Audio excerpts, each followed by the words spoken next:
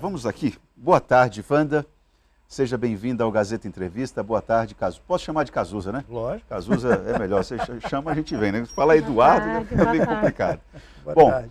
Eu queria, antes de mais nada, já de uma maneira, como sempre em televisão o tempo é um fator importante, Wanda, eu posso passar a palavra para o Cazuza para que ele possa nos, digamos, identificar, Cazuza, do ponto de vista histórico, se você puder pontuar aí, que coisa é essa chamada Mapa da Fome?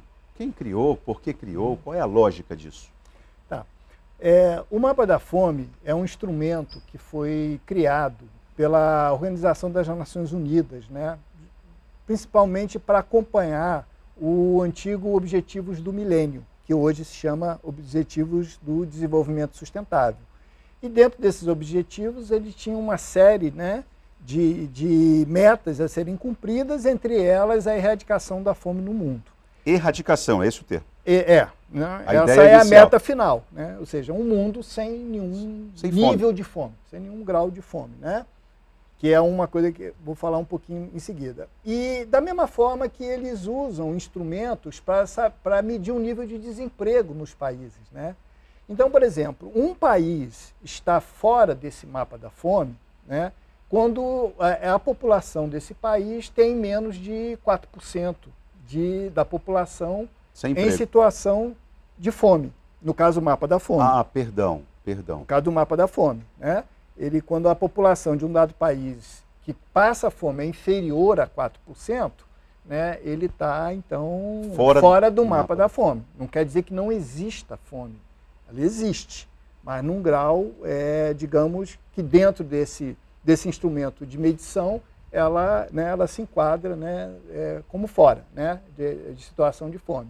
Né? E o 4%. Que ultrapassa em torno de 4%, eu não lembro o número exato, né, mas é um pouco abaixo disso. Então, ou seja, é um instrumento que já vem há vários anos sendo aplicado nos países que compõem a Organização das Nações Unidas, né? E o Brasil, em 2003, ele tinha aproximadamente 30 milhões de brasileiros em situação de fome, que é importante entender esse conceito de fome também, né? Porque a fome, ela não é só uma situação de você estar totalmente desprovido de acesso ao alimento. Porque a fome, ela também é medida em graus de insegurança alimentar e nutricional, que pode ser dividido em 3, em leve, moderada e grave. A leve é quando você diminui a quantidade de alimentos, ou de tipos de alimentos, mas que você continua tendo acesso a esse alimento. A pessoa come, mas come mal. Come menos. Come menos. Come menos fruta, menos verdura, mas continua comendo. A moderada é quando ele já começa a diminuir, já ter dificuldade no acesso. Não tem acesso ao alimento. Já começa a ser mais restritivo. E a grave é quando a família toda ela está sem acesso periódico, sistemático, na quantidade, né, e diversidade necessária para você garantir a nutrição. Né? São essas três gradações de fome. São gradações. E hoje o Brasil, né, ele tinha saído desse mapa, quer dizer, o Brasil tinha saído do mapa da fome lá em 2014 por conta de reflexos, né, de impacto de várias políticas de enfrentamento da pobreza e da fome, tinha saído disso e regressou agora, segundo um relatório, né, de pesquisa publicado pela rede, por uma rede nacional, né, de pesquisas em soberania e segurança alimentar e nutricional, a rede Pensan, né, que mostra que hoje no Brasil tem mais de 9% na situação de insegurança alimentar grave. Muita gente contesta também esse relatório, grave, né, Cazuza? Né? Eu acho que é natural de um ambiente democrático. A né? contestação. A contestação, mas essa contestação ela precisa também ser comprovada. Né? Uma rede de pesquisadores, né, profissionais que atuam, né, nos diversos setores que que caracterizam o estado de segurança alimentar e nutricional ou de insegurança alimentar e nutricional, eles entrevistaram em final de 2020, em dezembro, mais de 2.000 domicílios em todas as 5 regiões do país, na área urbana e na área rural, e entrevistaram diferentes aspectos, por exemplo, economia, nível de salário, acesso ao alimento, entre outras, a própria produção, e atestaram com esse resultado. Foi constatado 33 milhões de pessoas em estado em algum grau de insegurança alimentar e nutricional. Em um daqueles 3 graus. Em algum daqueles 3 graus, sendo que 9% é no grave, ou seja, a família toda não sabe se vai comer no dia seguinte. Correto. Cazuza, deixa eu passar a palavra para a Wanda. Wanda, eu queria entender, você viu ali, ele pontuou, fez os recortes. Em 2002, 2003, se começou um trabalho e o Brasil foi sair do mapa da fome em 2014, não é isso? O que foi feito aí, Wanda? O que você destacaria? O governo fez uma série de tarefas. Que tarefas foram essas e quais os cuidados que a gente tem que observar, tendo como referência 33 milhões de pessoas nessa condição aí? Então, boa tarde, Tahan, boa tarde a todos os telespectadores. É muito importante a gente estar abordando esse outro aspecto, que muita gente não conhece, a política de segurança alimentar e nutricional. Eu venho acompanhando essa política desde 2004, Então, quando era o programa Fome Zero, tinham várias ações. E essas ações, elas foram fundamentais para que tivesse participação social, além de tudo. Porque as pessoas dizendo o rumo que deve se tomar é importante para que o governo possa ver onde é que ele pode estar aplicando políticas, que essas políticas realmente venham a população de baixa renda, principalmente, possa ter acesso. Então, a gente tem várias políticas que elas foram fundamentais, e eu posso destacar também nesse percurso os conselhos de segurança alimentar e nutricional, as câmaras intersecretariais de segurança alimentar, as próprias conferências de segurança alimentar e nutricional, que tem muita gente que está assistindo, aqui no Acre principalmente, que já puderam participar de conferências, e puderam estar contribuindo, dizendo, então, a gente pode citar a Política Nacional de Alimentação Escolar, o quão importante é que as crianças na escola... Programa de Aquisição de Alimentos. Programa de Aquisição de Alimentos, eles são 2 carros fortes, são programas de combate à fome. Muita gente não enxerga dessa maneira, mas Wanda, tem muita gente que está te ouvindo, parece impressionante. Nós temos dificuldades de entender como é que mecanismos iguais a esse que você falou, são as conferências, os conselhos, como é que isso pode combater a fome? Nós temos dificuldade de enxergar que essas instâncias de debate possam ter algum elemento concreto, prático. Nós achamos que é tudo um blá, blá, blá. Eu posso citar exemplos assim, que antigamente a gente falava muito no fator amazônico, que nós moramos aqui na região amazônica, a nossa geografia, tal qual outros estados também da região amazônica, são bem distintos, E imagine que às vezes é criado algum projeto que vai lá para o município de Taumaturgo, Jordão, tudo mais. Aí você cria um projeto, manda para lá de criação de aves que elas precisam de comer ração. E aí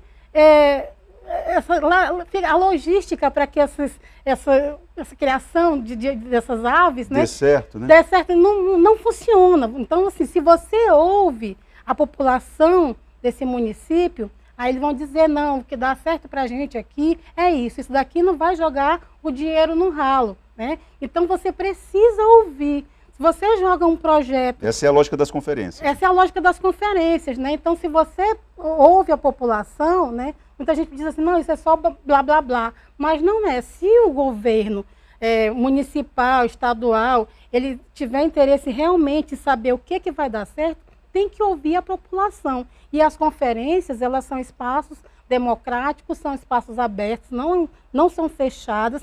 Eu tenho certeza que tem muita gente que está assistindo, que participaram de conferências aqui no Acre, né, e que sabem a importância que é a participação.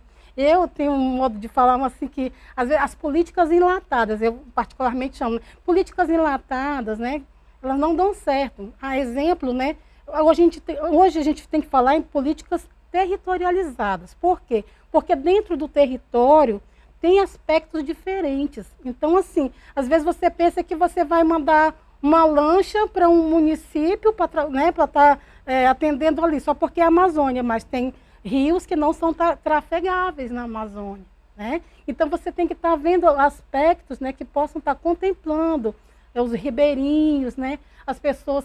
Qual é a cara do nosso Acre? Nosso estado é um estado... Isso em relação às conferências. E em relação aos conselhos? Tem muita gente que entende o trabalho dos conselhos como um trabalho para acomodar politicamente determinada figura, né? Eu acomodo aqui, eu dou um cargo comissionado acolá, e a gente relaciona isso com o trabalho dos conselhos. Nada a ver. Os conselhos, eles são espaços também democráticos, onde participa a sociedade civil. Eu falo mais do Conselho de Segurança Alimentar porque tem outros conselhos que eles têm outras formas de representatividade. O Conselho de Segurança Alimentar, ele é um conselho bem plural, né? E aí, assim, atualmente até nós temos um Conselho Estadual de Segurança Alimentar aqui no Acre, que foi recomposto, né? Foi recomposto? Isso significa que ele foi extinto? Tinha sido extinto. Quando? Né? Ele foi extinto no primeiro mandato agora do governo Bolsonaro, que está se acabando. Ele deu uma canetada que acabou a nível nacional e, consequentemente, acabou também aqui a nível de estado. Mas agora está com o conselho de novo, né, ativo. Também a Câmara Intersecretarial de Segurança Alimentar do Estado, também eles estão respirando novamente. O Conselho Municipal de Segurança Alimentar de Rio Branco também está ativo novamente. E a Câmara Intersecretarial de Segurança Alimentar de Rio Branco também está ativa novamente. Então, assim, isso a gente já sinaliza bom sinal, né? Mas recebe? Não.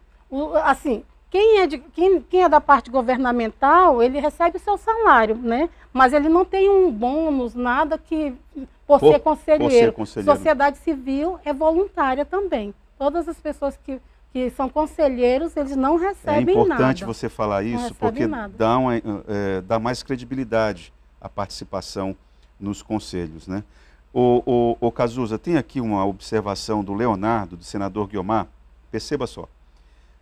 Pergunta para o entrevistado de que adianta eles aumentarem o benefício do Bolsa Família, Auxílio Brasil, enfim, e dá com uma mão e tira com a outra. Estão aumentando seus próprios salários, eu tenho certeza, de algum canto eles vão ter que tirar. E eu sei que é dos impostos. E quem vai pagar o super salário de político e ministro são os pobres. A pobreza sempre vai existir. Enquanto ativista, né, nesse campo, eu acho que a gente tem que discutir orçamento, né, porque eu acho que tudo é prioridade, né, ou seja, cada governo tem a sua prioridade, cada forma de ver os caminhos de diminuir a desigualdade social, ela define as suas prioridades, né? Eu acho que não é assim, tira com a mão, dá com a mão e tira com a outra. Porque o orçamento é público. Resta saber aonde a gente coloca esse orçamento. Esses programas de transferência de renda, que nem vai voltar a ser chamado de Bolsa Família, né, tudo indica, e hoje é Auxílio Brasil, ela é necessária enquanto outras políticas públicas, elas apresentam resultados para tirar a pessoa dessa situação de pobreza. Porque a fome, ela tem várias causas. Se eu olhar só do ponto de vista agronômico, eu só vou ver que a fome tem a ver com produção de alimentos. Se eu for olhar do ponto de vista da economia, como um economista, eu vou achar que é uma questão somente de salário, né? Se eu olhar do ponto de vista de educação, é uma questão de cultura alimentar, de hábitos, né? De maus hábitos. E, na verdade, é tudo isso junto. Então, por exemplo, uma forma de você combater a fome é você ter dinheiro para ter acesso ao alimento, né? E um problema da fome não é a falta de produção de alimentos. Ela é principalmente renda para comprar esse alimento e aonde comprar esse alimento. E não estamos falando de qualquer alimento, estamos falando de alimento saudável.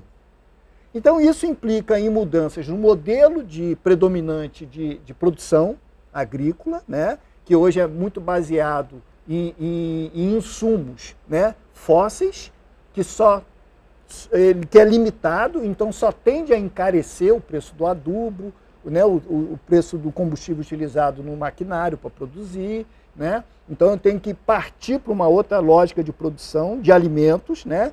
Eu tenho que priorizar, na minha opinião, que a produção de alimento, ela pelo menos seja mais equilibrada com o que é produto de commodity, de exportação, que você está aliado ao preço internacional. Então, se o preço está bom, produz aquele produto. Se não está, você deixa de produzir, né? Para você poder garantir essa alimentação. Então, ou seja, hoje, a renda é um fator muito limitante para você ter acesso ao alimento. Porque, por exemplo, quem ganha até 2 salários mínimos, compromete mais de 22% da sua renda na compra de alimentos. Quem ganha, só para ter um outro extremo, mais de 15 salário mínimo, compromete 7% do seu salário para... Você está entendendo? De todo lado, né? Agora você joga isso para números absolutos. Isso dá uma média de quem ganha mais de 15 salário mínimo, gasta R$2.000 na compra de alimentos. E quem ganha menos de 2 salários mínimos, gasta R$300 em média na compra de alimentos. E considerando que parte significativa da população brasileira tem uma renda per capita, né, de menos de 1/4 de um salário mínimo. Então você vê aí por que tem 33 milhões de pessoas passando fome. Dentro desse conceito, né, de que você tem níveis de insegurança alimentar, né, Cazuza, eu vou